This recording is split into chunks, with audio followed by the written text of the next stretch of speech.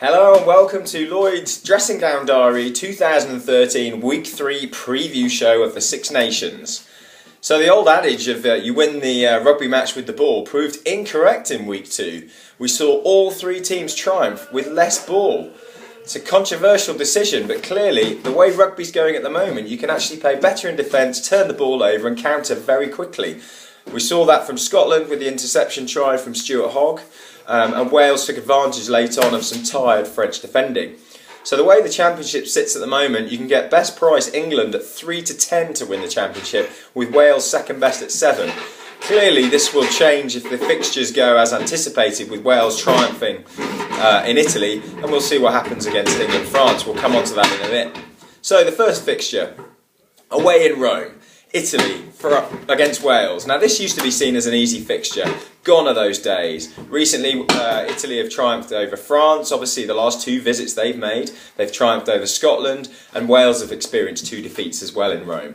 I was actually unfortunately present at the game where they lost 23-20 with a penalty in the last minute. James Hook asked the referee politely, do I have enough time for a line out if I kick for the corner? The referee says yes, he kicks for the corner and blows for full time. Ensue a massive melee, and the referee apologising after the game by saying, very sorry, I should have allowed you to have the line out. Anyway, that's in the past now.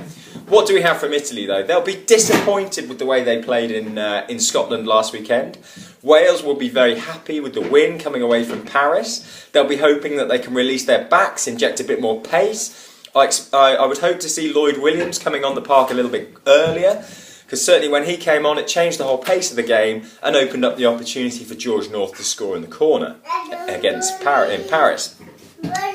Parise not playing is a big loss for the Italians, and the way Wales are going, and I hope they do progress, I expect them to win by 8 on this game, and we'll see how things move forward to Scotland for Wales. Now moving on to the other big game of the weekend.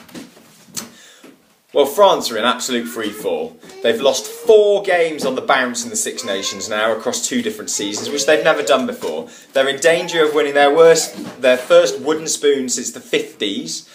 And England are in a position where they could finish Week 3 with 3 wins for the first time since 2011. They repeated it in 2003 and 2001 as well, but we'll see how that goes.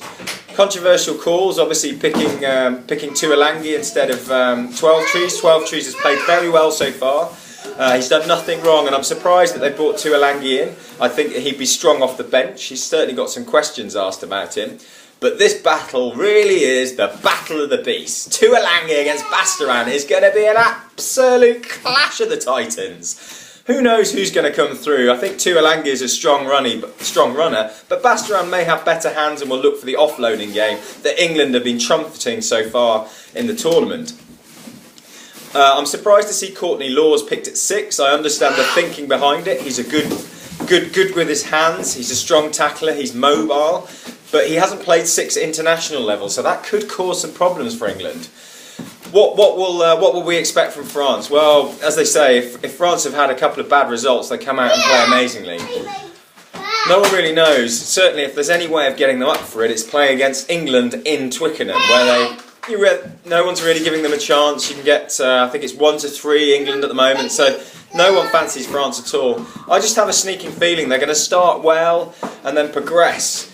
And if they get to sort of 30-40 minutes and they've got points on the board, who knows? I mean, I certainly think they'll score quite early, but England will be confident in the way they've structured the game at the moment that they'll be able to pull them back in and they'll take it in the last 10-15. But if France get their tails up, score a few tries, start playing amazing rugby, I mean, what they've done as well, which they haven't done all tournament, they've picked players in the positions that they play. I mean, we've gone through a period for France where it's square pegs and round holes. Finally, they're picking Tranduc at fly half. Who is a fly half? Morgan Power at scrum half. They're picking Fofana at centre. I mean, their centre pairings are very, very strong. This is not going to be an easy game for England. England will fancy their chance and think they have enough. So I can't predict the game accurately. What I'm going to say is if France start well and show up, I think they'll actually win by 10. If they struggle a little bit, England will grit the game out and probably take it between 5 and 7 points.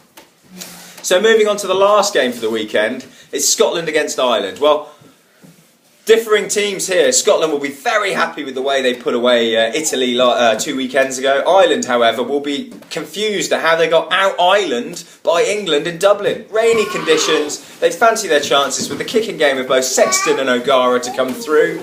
But they were lost. Farrell played very, very well. And they won the game. So what I want to see this time with Bride O'Driscoll was anonymous. He was nowhere to be seen in the England game.